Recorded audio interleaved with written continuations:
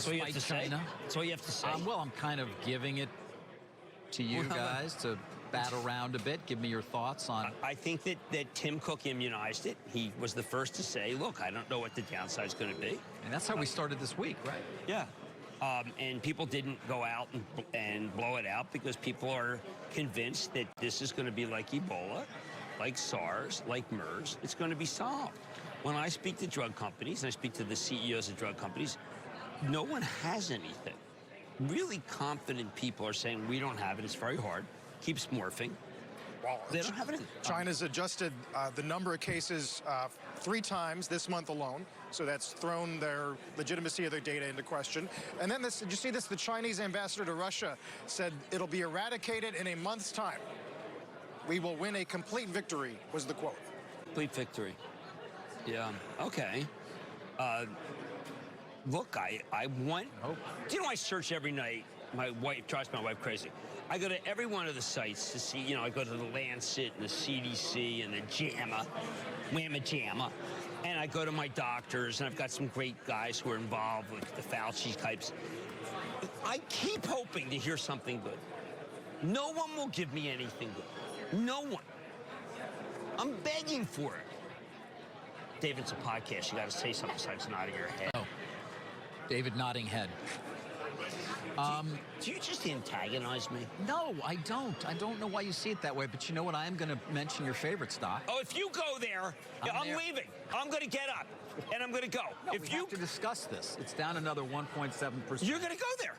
Yes, of course I am. We need to discuss what happened to Viacom yesterday. Wall of shame. Did you read those reports, the analyst reports? Yeah, they're even more negative. Not particularly happy. Yesterday, your friend Nathan, the controlling shareholder Bob Backish did welcome a number of investors there. I'm told Redstone, for her part, said, "Come on, give us time, give us patience. You guys are overreacting." Not sure how well that was taken by some of the analysts, not the analysts, by some of the investors. Is that what she said? Because they're saying I am paraphrasing, based on at least people who were there telling me what was saying said. That this wasn't a real quarter once they get together. Yes, that is sort of trying to Sonic the Hedgehog. It was an overreaction on the part of the selling yesterday, which approached almost 18%. You can see it's down again. Listen. Yeah, I'm listening. These are some of the questions. The direct-to-consumer, isn't it somewhat murky, some say? I mean, what's the value proposition there when you're selling some of your shows like SpongeBob to other streaming outlets? What's the value proposition in terms of what you're really going to be offering there in the so-called house of brands? Right. House of brands. Questioning the efficiency of the business model. The key thing as well was the affiliates. Now, it showed affiliate growth of 1%, but that's because they included reverse comp and retrans from CBS for the first time. When you broke it out, it was actually down 8%. Yeah. We know this because, of course, the available universe of homes for cable continues to decline. And that down 8% number was troublesome to some, of course. They also, as has always been the case, questioned some of the deals that had been done in terms of re-upping with the big cable companies. Right. What really were the economics of those deals continues to be some of the questions. The write-off, David. And then, Jim, you just get things, well, obviously, we talked a lot about the NFL, but you get questions like, okay, $2 billion in adjusted free cash flow is seen for this year, going up. Now, let's not forget, when the deal was getting done, they were talking about $3 billion. Right. $3 billion. So now they're talking about $2 billion, and then it's on a $30 billion revenue base.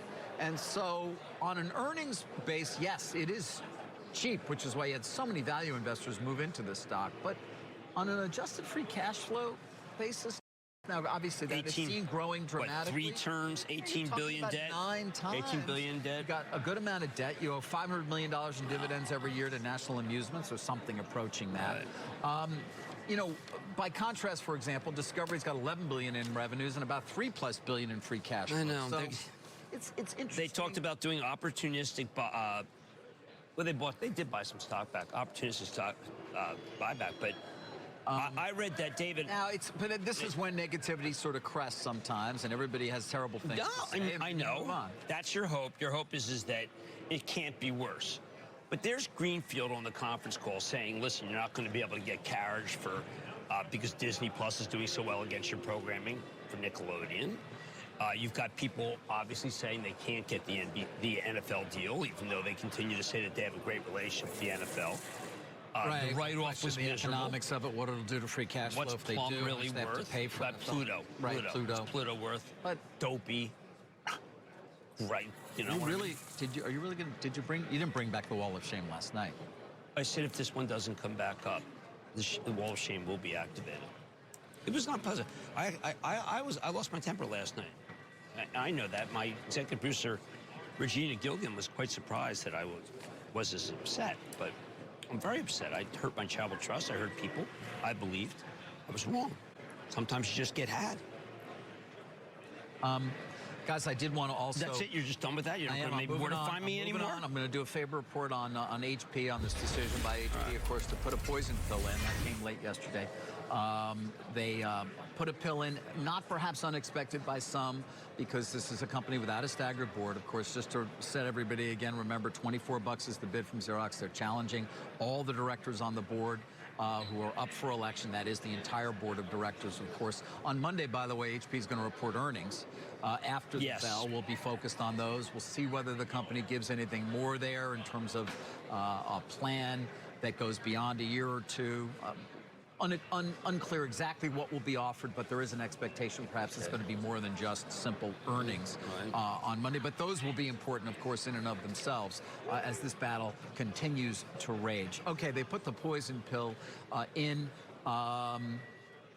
20%, you can't go beyond that. Why? Well, because these guys put the tender in, remember. Now, the idea, though, that they actually were going to get more than 50.1 and be able to sort of close a tender seemed unlikely. This does appear still more on the road towards going towards an actual vote. Again, we'll see if, in fact, the companies do choose to engage. There is a belief, however, on the Xerox side that they don't necessarily at this point have to engage with management or the board as much as having to engage with the top 10 shareholders who could deliver the votes that could change the composition of the board and therefore tell them and work a deal with them that they find acceptable to get their votes in a coming vote that won't take place till, let's call it, late April or May. Do have a statement from Xerox as well on this plan that was put into place by HP in terms of the poison pill. They say the HP board clearly adopted a poison pill because our offer is receiving overwhelming support from their shareholders, regardless of what the company and its army of advisors announced Monday, and that is along with earnings. We believe HP shareholders appreciate the value we create by combining Xerox and HP outweighs and is incremental to anything HP could achieve on its own. Despite the HP's board's intentions to deny shareholders the chance to choose for themselves, we will press ahead with our previously announced tender offer and electing our slate of highly qualified director candidates. I should note, of course, not unusual to put a pill in at all in these kinds of situations. Happens any number of times.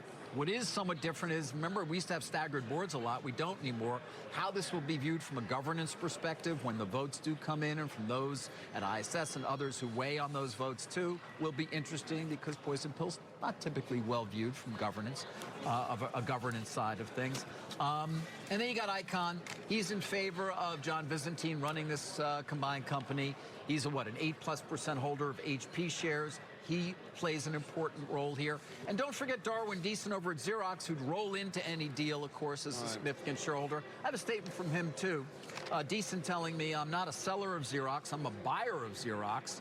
And John taking over, that's Visentin, the management and driving to these amazing synergies. Remember, they're talking about over $2 billion in over 50